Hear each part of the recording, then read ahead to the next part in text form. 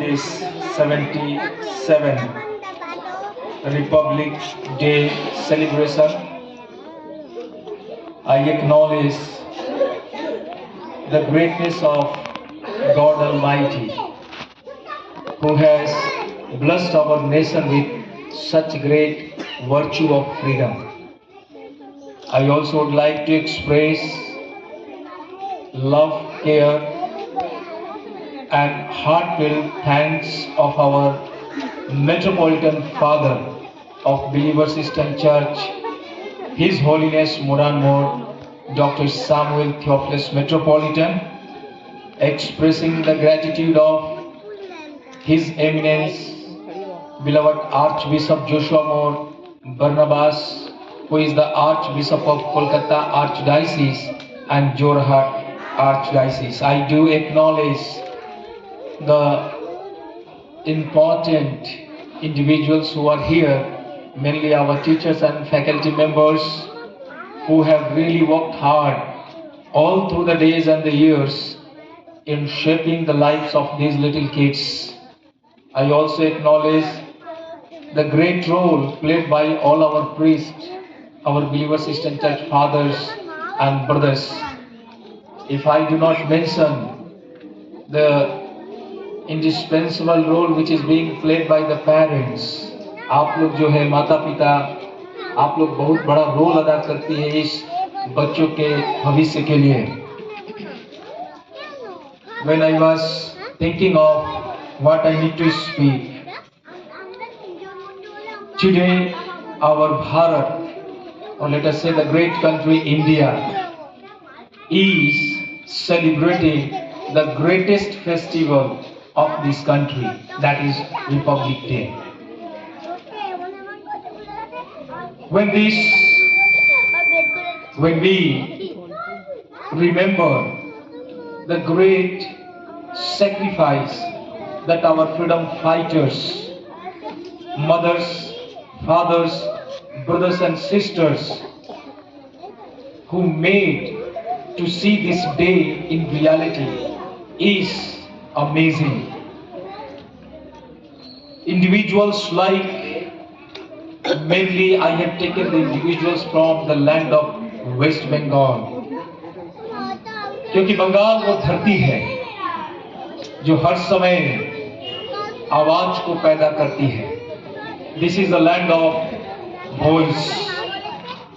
This is the land of freedom fighters, revolutionaries. When entire India was silent, this land became the vocal to speak for the freedom. Leaders like Subhash Chandra Bose, who was known as a Netaji. Subhash Chandra Bose कभी भी भारत के उस आजादी से नहीं, परंतु वो बोलते थे कि मुझे संपूर्ण आजादी की जरूरत है. कल जब मैं और मेरी वाइफ आ रहे थे तो हम लोग सुभाष चंद्र बोस को बहुत गहराई से देख रहे थे और देखे कि वो व्यक्ति भारत के उस दर्शन को पैदा किए जब लोग दर्शन नहीं देखना चाहते थे.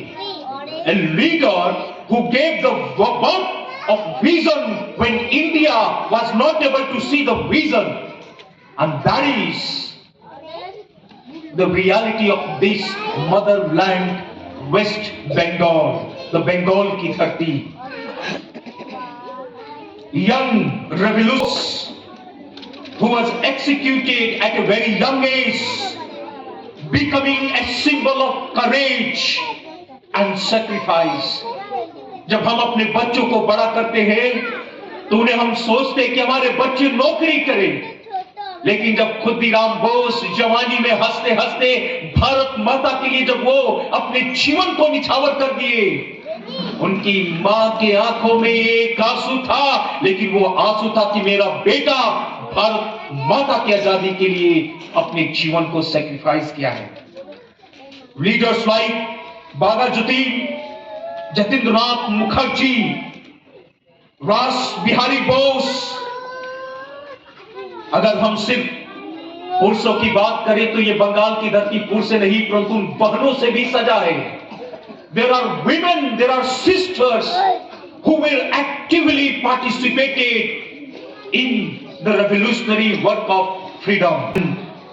There are so many, like we have a Priti Lata, who was known as the first women martyr, who was a founder of Surya Sena. There are sisters like बीना दास, जब विदेशी अपने बोर्ड पे लगाते थे चिटगांव में कि डॉग्स और Indians को यहाँ एंट्री नहीं है, उस समय ये प्रीति लता अपने कदम को बढ़ाई थी उन विदेशियों के खिलाफ में और सूर्या सेना का निर्माण की थी। सिस्टर्स लाइक कल्पना दत्ता, लेकिन उन सब में जो मुझे बहुत पसंद है वो है शांति घोष और सुनीति चौधरी। ये 14 और 15 साल के छोटे छोटे बच्चे थे, इनका उम्र नहीं था। आज के बच्चे सोचते हैं कि 14 साल में होगा क्या, लेकिन ये शांति घोष और सुनीति चौधरी 14 और 15 साल के एज में ब्रिटिश क्राउन के खिलाफ में अपने कदम को उठाए थे। They were just 14 and 15 years old, and they took their step to stand up with such a corrupted crown that was known as the British crown, and they became the symbol of sacrifice and courage. Bharat के इतिहास और पन्नों को हम उजागर करेंगे तो लोग गीत गाते हैं भगत सिंह के बारे में, लोग गीत गाते हैं महात्मा गांधी जी के बारे में, लेकिन बहुत कम लोग इन बहनों के बारे में गीत गाते हैं। क्या इनकी कहानी सिर्फ हम सुन के खत्म कर देंगे? What we need to just hear, read and tell the stories. I really want to thank our beloved Metropolitan Father, His Holiness more and more Dr. Samuel Theophilus Metropolitan. From the day His Holiness beloved Metropolitan Father has undertaken the responsibility of shepherding the great and holy church, his only one motto, to see that church will become light for the people who are in darkness. Church will become a strength for the people who are weak. Church will become the mighty warriors for the community, where community is silent, where community is being manipulated. And that is his dreams and visions. I really want to thank our beloved Metropolitan Father. For last 1.5 years, perpetually he has been traveling from one corner to other corner of our country, motivating priests and pastors, leaders to take up the step which will build the nation as a स्वतंत्र भारत. आज भी यदि आप देखेंगे बहुत सारे बच्चे school में नहीं जाते हैं, बहुत सारी माँ है जो अपने बच्चों को भर पेट खाना नहीं दे सकती है, बहुत सारे यंग भाई है जो स्कूल तो जाना चाहते हैं, कॉलेज जाना चाहते हैं, लेकिन उनके पास अपॉर्चुनिटी नहीं है. There are so many mothers, millions of mothers who want to feed their children, who want to take care of their family, but they do not have ample opportunity and facilities that they can render for their families. There are millions of children who really would like to go to a school and study because education only will bring the real light, but they do not have opportunities. There are millions of young brothers and sisters who would like to go to the colleges, but they do not have privilege because the country is witnessed always a corrupted education system. The Bharat की जो education system है वो पैसा के लिए चलता है, चाहे वो प्राइवेट स्कूल हो चाहे कोई भी हो. The really torch bearer of this country, हम लोग प्रचार करते एजुकेशन के लिए. If you are online, let my words be recorded. जिस एजुकेशन की बात करते हैं, आज उस एजुकेशन को चलाने वाले एजुकेशन को इतना महंगा कर दिए हैं कि गरीब के बच्चे जा ही नहीं सकते हैं. मेरी प्रार्थना रहेगी कि आप और हम सब मिलके अपने भारत माता को सही में स्वतंत्र भारत माता कहेंगे. ये स्वतंत्र जब तक नहीं होगा, हमारा भारत जब तक स्वतंत्र नहीं होगा जब तक हम नहीं. एक स्टेटमेंट है जो मुझे डेली जब मैं सुबह उठता हूं तो ये स्टेटमेंट हर समय मेरे कानों में गूंजता है। जब मैं सोता हूं वो स्टेटमेंट मेरे कानों में हर समय गूंजता है और वो स्टेटमेंट है हमारे प्रभु यीशु मसीह का, I have come to give you heaven. Yeshu Masih जब आए तो बोले, स्वर्ग तुम्हारे हाथ में है, स्वर्ग तुम्हारे बीच में है, heaven is at your hand, heaven is in your midst. My brothers and sisters, dear family members, our responsibility to create heaven for others, our responsibility to create heaven for our neighbors, our family members, our relatives, our village, our society, our district, our state. मेरी प्रार्थना रहेगी कि जब आप घर जाए तो रोज कहना सीखे, heaven is among us, heaven is at your hand। और जब आप सुबह उठिएगा तो सोचिएगा, क्या सच में हम दूसरों के लिए स्वर्ग बना रहे हैं कि नहीं। ये जो तिरंगा जिसकी कलर है, जो नदियों को क्रॉस करती है, जंगलों को पेनिट्रेट करती है, हर एक कलर को रंगते हुए, ना कोई काला है ना कोई गोरा है, सबको वो एक अपने चादर में एम्ब्रेस करती है, वो ही ये तिरंगा जिसकी ये 24 तिलियां हर समय 24 धर्म और कर्म की बातें करती है।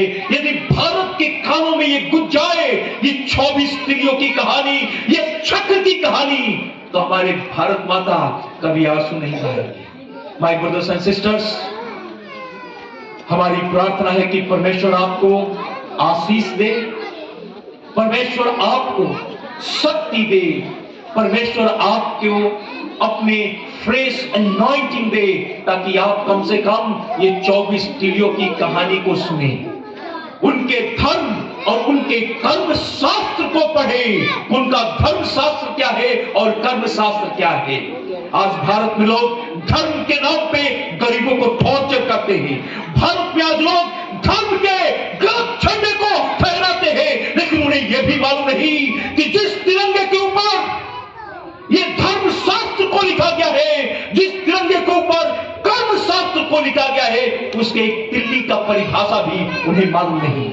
They do not know even a bit of this chakra। लेकिन आप और हम ऐसा ना बने।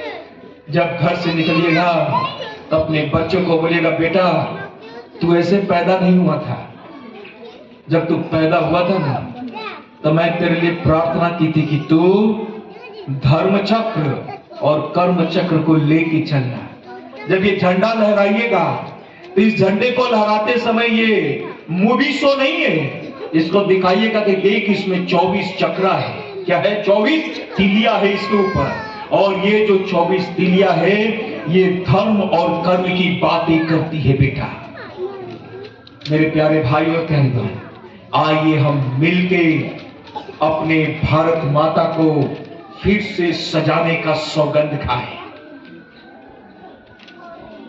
जब आपके बच्चे निकले उन्हें इन रेवोल्यूशनरी लोगों के बारे में कम से कम रोज एक कहानी सुनाइएगा, क्योंकि ये जो धरती है ये वो भू है जिसमें ऋषि मुनि पैदा लेते हैं, ये वो भू है जिसमें ऋषि मुनि अपने माँ के आंचल में पलते हैं, ये वो भू है जहां माँ अपने बच्चों को त्याग करना सिखाती है, ये वो भू है जहां माँ अपने बच्चों को बलिदान कर देती है ताकि तू जा दूसरों के लिए स्वर्ग बना। अभी भी यात्रा बहुत लंबी है और इस यात्रा के लिए हम सबकी जरूरत है। आइए हम अपने धर्म से ऊपर बढ़ के अपने कर्म को अपनाएं और कहें कि हमारा कर्म ही हमारा धर्म है। परमेश्वर आप सबको आशीषित करे। आइए आइए हम अंतिम प्रार्थना करेंगे, और प्रार्थना करने से पहले I also request our Vipasa man to please come over here for giving the vote of thanks. God bless you all. Thank you.